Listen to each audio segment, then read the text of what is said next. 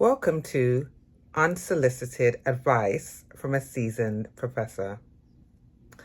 I decided to start this series after realizing that I'm a person who loves to give unsolicited advice and solicited advice, specifically advice as it relates to teaching, or not just teaching, the profession in general, to be honest. And so I figured, why not take the time to house all of that information in one place, thus the birth of Unsolicited Advice.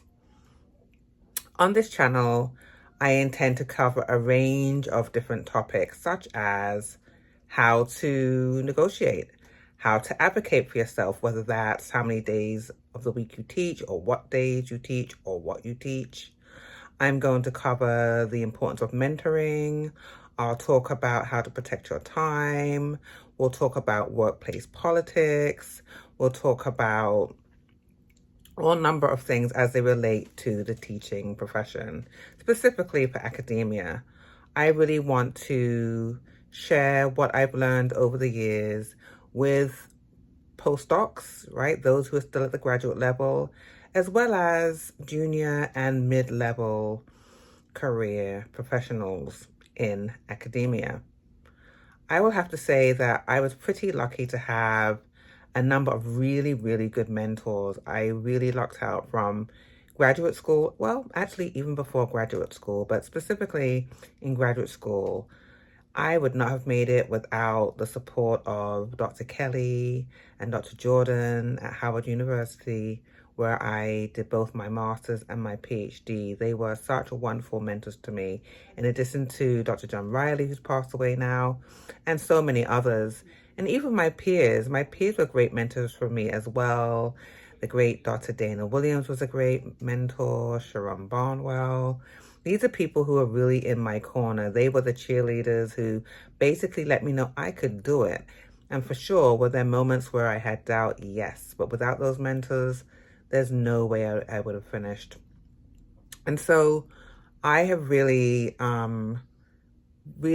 understood the value of mentorship. And, mentors come in different shapes and sizes, right? They play different roles in your life. But when it comes to my career, certainly mentorship has been key.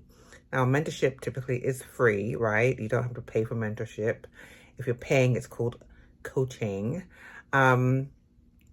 But these mentors imparted a lot of wisdom that helped me to reach the pinnacle of the profession. I am a full professor, I'm happy to say. And there's a lot of advice that I have learned along the way that I think will be helpful to people who are seeking, I think, an outside opinion. Sometimes, depending on age, right, people can have ways of doing things, and this is the way it's always been done. Maybe you're looking for some diversity in opinion, so maybe to draw from a different well, to get some opinion from someone different. Let me just say some things that might, to give some things, some context that might apply or not apply to you. I teach at a Research One university, so the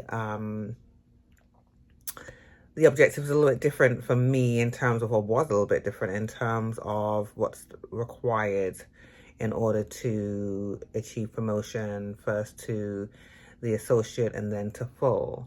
So we are required to publish. Teaching is not the emphasis, although obviously it's part of your tenure file and then service. So with a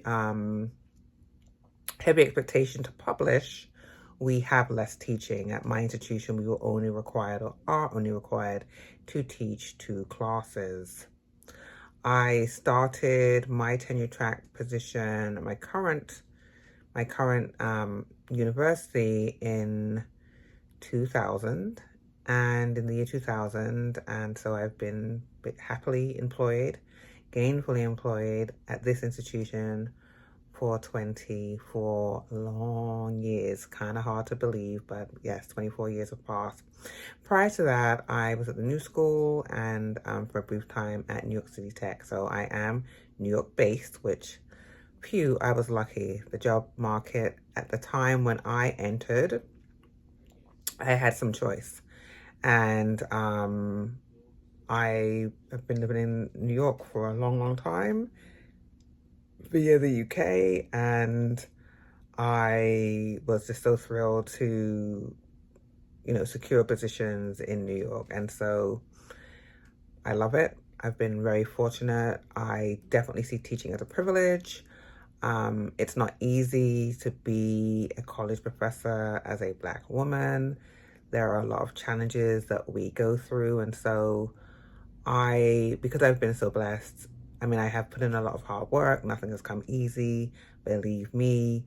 Not only have I, been in the classroom and published my books, I have also had some administrative experience. I was the chair of my department for 6 years, which I was not ready for. I definitely was kind of, what do they say, thrown out of the frying pan into the fire. It was a trial by fire learning experience, but one that I truly value, one that, although it was difficult, especially under the administration, it was an experience that taught me a lot. I really grew in that time. I had the support of most of my colleagues, and it's really prepared me for some other administrative responsibilities that I now have on my plate. So all in all, it's been a good experience.